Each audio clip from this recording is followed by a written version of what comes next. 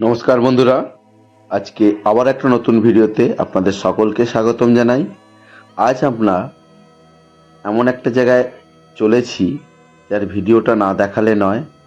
তো আমরা গাড়ি করে বেরিয়ে পড়লাম স্টেশনের উদ্দেশ্যে, এবং স্টেশনে আমাদের ট্রেন যথারীতি সময়ে এসে দাঁড়িয়ে আছে। তো আমরা সবাই আমাদের সিট দখল করে বসলাম এবং দীর্ঘ 30 ঘন্টার পথ অতিক্রমণ করে আমরা পৌঁছে গেলাম চণ্ডীগড় স্টেশনে। এরপর ওখানে আমরা সবাই লাগেজপত্র নিয়ে রওনা হলাম আমাদের যে গাড়ি করা ছিল সেই গাড়ির কাছে। সেই ট্রাভেলার গাড়ি করা হয়েছিল, 17 সিটের ট্রাভেলার গাড়ি। তাই আমরা সেই গাড়ির কাছে চললাম এবং সবাই গাড়িতে উঠলাম, যে যার পজিশন মতো বসে এগিয়ে চললাম কোথায়? সিমলার উদ্দেশ্যে। যেহেতু আমরা ভোরবেলায় নেমেছিলাম, তাই আমরা যখন গাড়িতে করে যাই চারিদিকটা অন্ধকার ছিল। আমরা সেই অন্ধকার অতিক্রমণ করে আলোর উদ্দেশ্যে রওনা হলাম এবং আমরা পথের মধ্যে বিভিন্ন প্রাকৃতিক সৌন্দর্য দেখতে দেখতে এগিয়ে চললাম।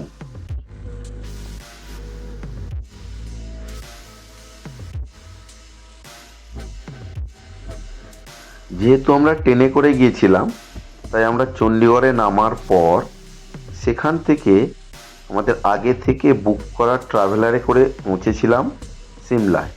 কিন্তু এই ট্রাভেলার গাড়ির ভাড়া ছিল 10,000 টাকা। আমরা এই 17 জন মিলে সেটা বেয়ার করেছিলাম, এবং চণ্ডীগড় থেকে আপনার সিমলার দূরত্ব ছিল প্রায় 120 কিলোমিটারের মতো। এছাড়া আপনারা আকাশপথেও যেতে পারেন, তাতে করে ভাড়াটা একটু সকলের বেশি লাগবে।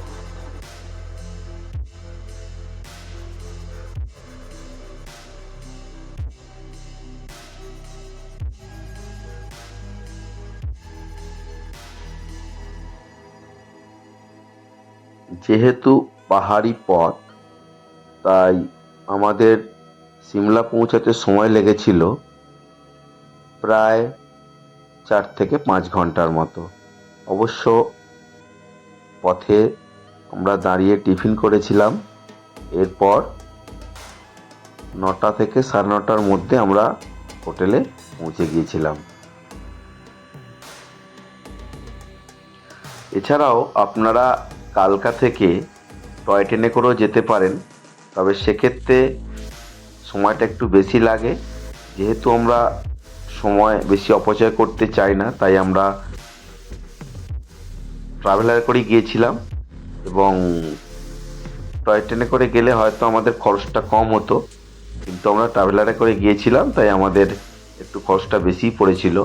আপনারা পারলে টয় ট্রেনে যেতে পারেন, এবং টয় ট্রেনের প্রাকৃতিক সৌন্দর্যটা অতীব সুন্দর, এবং এখানে অনেক টানেল পাবেন যেগুলো দেখতে খুবই ভালো লাগবে।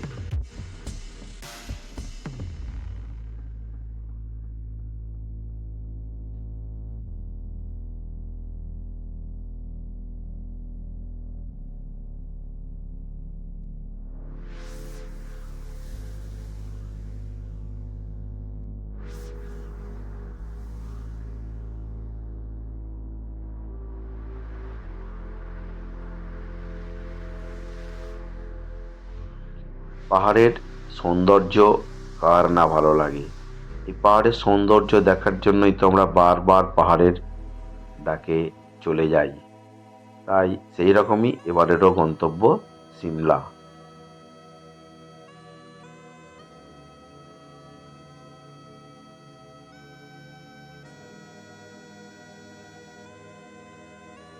আমরা চলে এসেছি আমাদের হোটেল গুলমার্গে।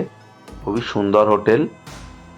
এটা রিসেপশন থেকে আমরা ঘর বুক করে আমরা চলে যাব আমাদের ঘরে। এই যে আমাদের ঘরের মধ্যে ঢুকছি, দেখুন আমাদের ঘরের কন্ডিশনটা কি ছিল সেটা আপনাদের একটু দেখিয়ে দিই। হোটেলের ছবিটা আপনাদের দেখাচ্ছি। হোটেলটা মোটামুটি ভালোই, খারাপ নয়। বেড, আর এই সাইডেও দুটো বেড আছে, ওপরে একটা, নিচে একটা, একটা বিশাল বড় আয়না আছে, আর টিভি আছে, আর একটা আলমারি আছে। আর বাথরুমটা মোটামুটি ঠিকই আছে, গিজার আছে, আর মোটামুটি বাথরুমটা ঠিকই আছে, অসুবিধে। হোটেল থেকে আমাদের হোটেলের পিছনের যে প্রাকৃতিক সৌন্দর্যটা সেটা আপনাদের তুলে ধরলাম। সুন্দর ভিউ দেখুন।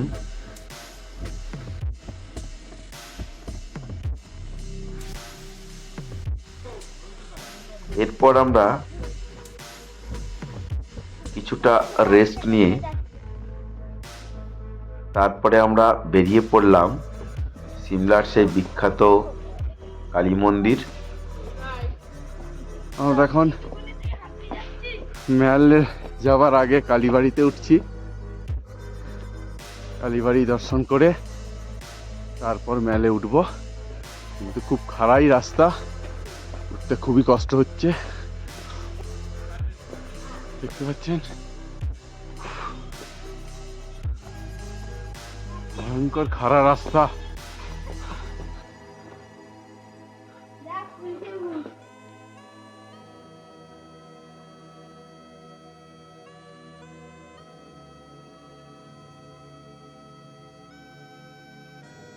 এই সেই সিমলার বিখ্যাত কালীবাড়ি।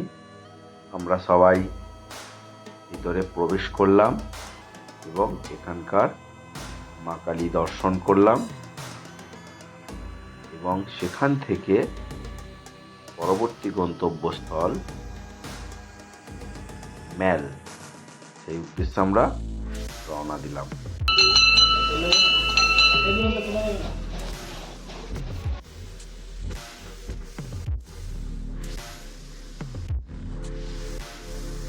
আপনারা এখান থেকে পূজার সামগ্রী কিনে পূজা দিতে পারেন, তার জন্যই এনারা সব নিয়ে বসে রয়েছে।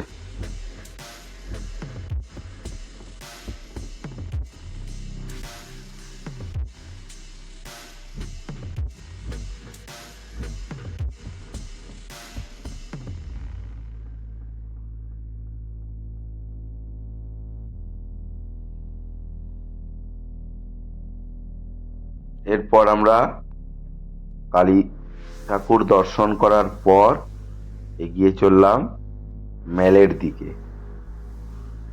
তো ম্যাল থেকে ম্যালে যাওয়ার আগের যে পথটা খুবই সুন্দর।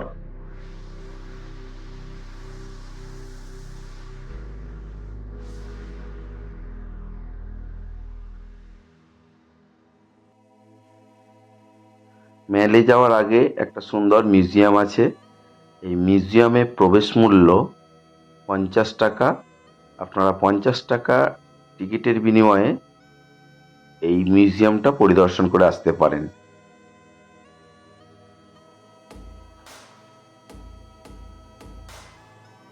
আমরা ম্যালে কিছুটা ঘোরাঘুরি করার পর আরও এগিয়ে গেলাম যে ঝাকু টেম্পল, হনুমান মন্দির আছে ঝাকু পাহাড়ের উপর, যে হনুমান মন্দির আছে ঝাকু টেম্পল, সেই ঝাকু টেম্পলের উদ্দেশ্যে রওনা দিলাম।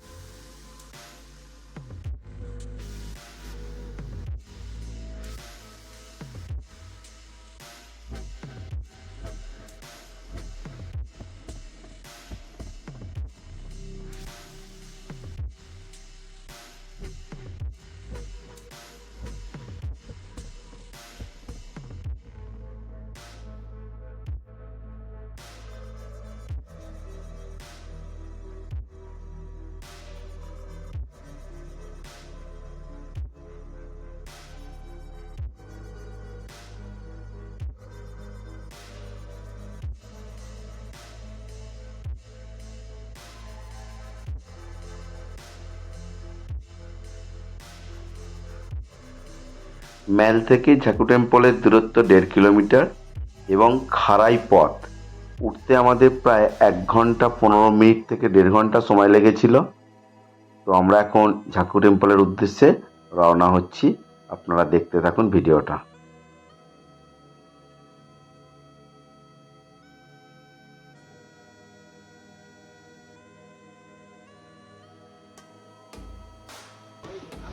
আমরা এখন জাকু হিলস হনুমান মন্দিরে উঠছি।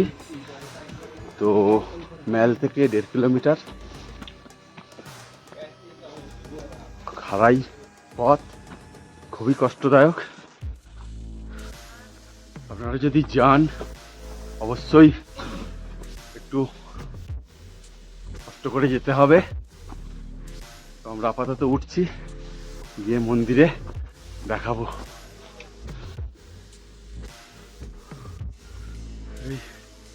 এই 500 মিটার উঠেছি জাকু হিল যাওয়ার জন্য, খুবই কষ্টদায়ক। উঠেছি, যাবো বলে মনস্থির করেছি, তো যাবই, যত কষ্টই হোক।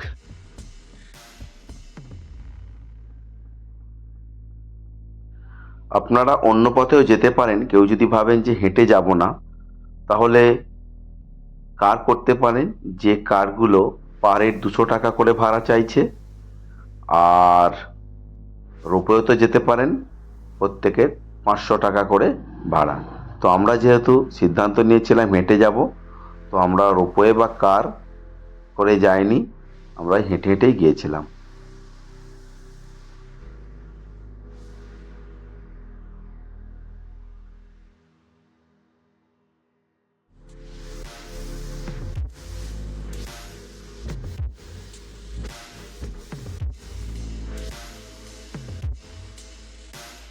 এই সেই হনুমানজির মূর্তি দেখুন, বিশাল বড়।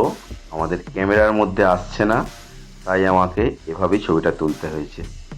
তারপর ওখানকার যে আরও অন্যান্য মন্দির আছে সেগুলো একটু পরিদর্শন করলাম এবং সেখান থেকে ফিরে আসি। আসার পথে দেখি দুটো বালক, খুব অল্প বয়সী ছেলে, সেই জন্যই বালক বললাম, তারা দেখি সাইকেলে করে এই হনুমান মন্দিরের উদ্দেশ্যে রওনা হয়েছে এবং তাদেরও খুব কষ্ট হচ্ছে, বুঝতে পারছিলাম। তারা সাইকেলিং করে ওপরে রীতিমতো যাচ্ছে। তো যাই হোক, পরবর্তী ভিডিওর জন্য অপেক্ষা করুন।